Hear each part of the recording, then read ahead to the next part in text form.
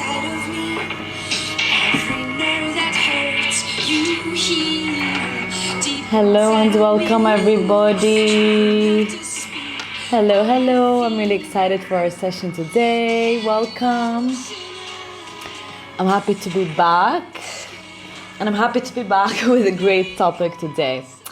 All right, so our topic for today is emotional health, and I'm really excited to share with you a process in which we could work with emotions in a healthy way that allow us to be the best version of ourselves. Because that's the purpose here, right?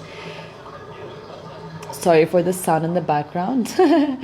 All right, so first so what are we going to do today? I'm going to start by talking to you about what is emotional health. What does it mean, emotional health? Then I'm going to take you through key pillars to know about the power of having a balanced emotional state, and then a process that you could follow to invite more consciousness and mindfulness towards your emotions. So let's begin. And here I have my notes as usual. So we so often talk about mental health, and mental health really has to do all about our thoughts, behaviors, right? Our mind, our mindset. Whereas emotional health obviously has to do with emotions. And I do think that we focus less on emotional health, and there's a lot of focus on mental health, which is amazing. But we need to shed more light on what it means to have a healthy, balanced emotional state.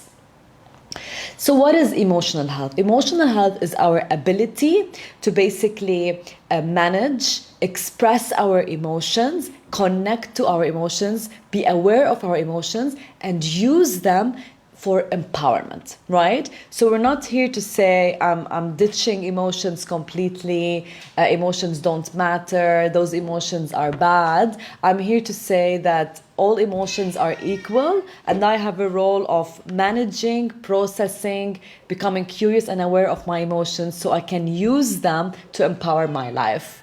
So one of the first things that I want to share with you here is that during our childhood, society, culture, how we are raised puts certain charge on certain words.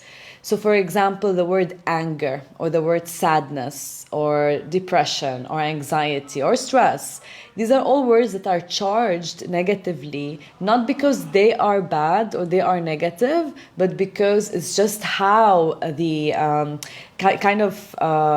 the years and history and our environment decided to charge those words as something that is bad. So step number one is removing charge, negative charge, from emotions and putting all emotions as equal. Sadness is as good and as important and as needed as happiness. Similarly to anxiety and stress is as needed sometimes as a calm state, right? Similarly to fear.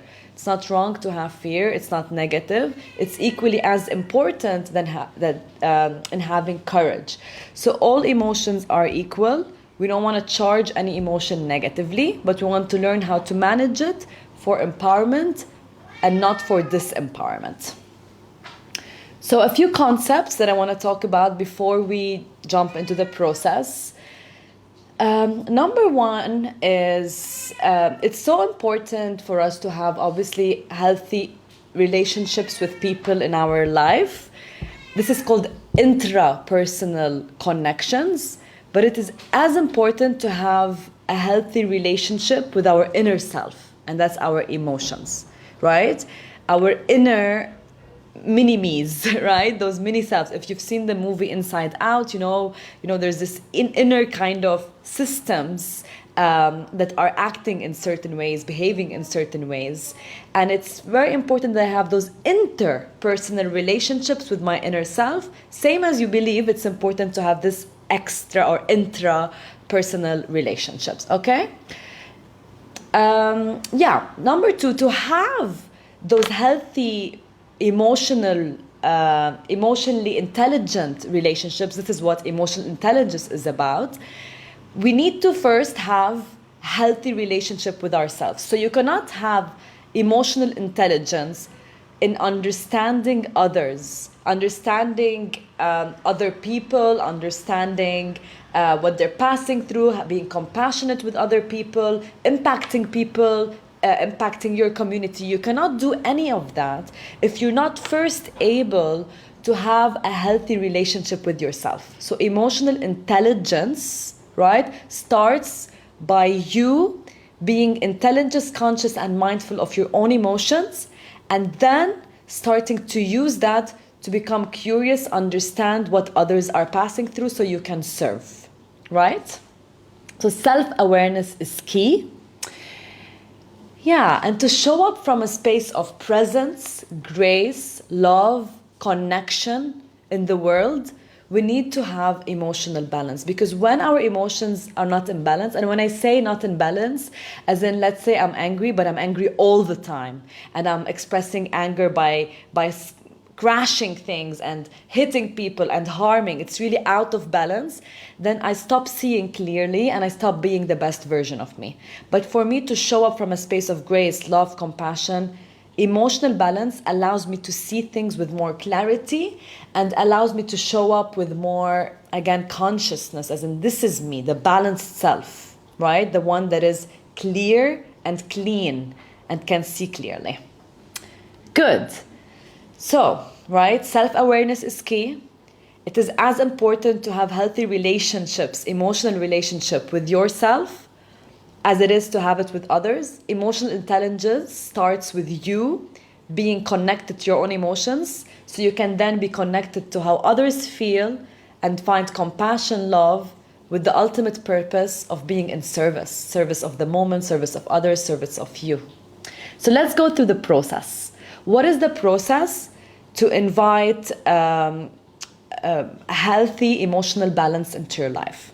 Number one, and it's a five-step process, okay? Number one is inviting awareness. In any moment of time, right? Inviting awareness of how you feel, right? Naming the emotion. Okay, right now I am feeling stressed. I am feeling angry. I am feeling happy. I am feeling sad. You know, we do this with kids a lot. How do you feel? Sad, happy, but we don't do this as adults enough.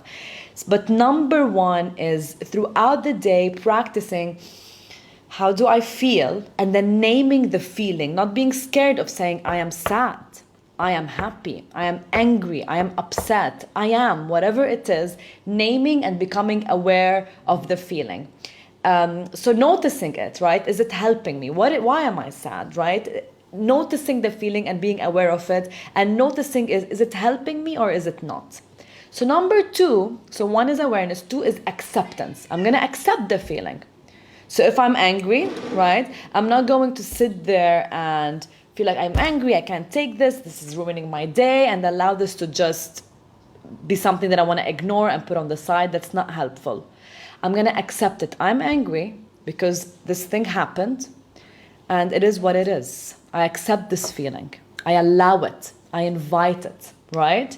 I'm compassionate and loving towards this feeling. I'm going to talk to this feeling, connect with it, and I'm not going to push it away. And I'm not going to use it negatively either. So number three is curiosity. This is where I become curious. And this could be something that you could do in the moment, but it could be later at night where you sit with your journal. Today this happened and I got angry. What happened? Why was I angry? Why did this situation angry me? I become like a detective. And so often some answers can be clear, but some answers need more digging. I'll give an example. You know, sometimes it's something it looks silly on the outside. Like I asked for this bread, but they got me the wrong bread. And you get so angry. Is it really about the bread? Or is it because someone denied your needs? And that takes you back to something from childhood. Tutu's here, right? That triggers something from the past. So becoming consciously curious. Why is this triggering me? Is it because of this? Is this really what's bothering me? Or is it something more deeply rooted into my past that is triggering me? Another question you could ask, is this person really bothering me? Or is it about me? Is it about me or is it about them? Is the problem them? Or is this something being triggered from my past? Fourth, processing your emotions. So take time to process your emotions in a healthy way. Take a step back, go in nature, breathe, meditate, exercise before acting. And number five is proceeding with empowerment, where you decide to act from a space of empowerment. You decide to act from a space of, I'm gonna do the right choice for me that's gonna help me elevate above it all. And I'm gonna tell myself, is this serving me? Is this serving others? How can I proceed with empowerment? So 5 steps: awareness, acceptance, curiosity, process, and empowerment. We're gonna talk all about that on the Facebook group this week, but take time to write down this process and invite it into your day-to-day life. Sending you all lots of love. This was 11 minutes. We did it.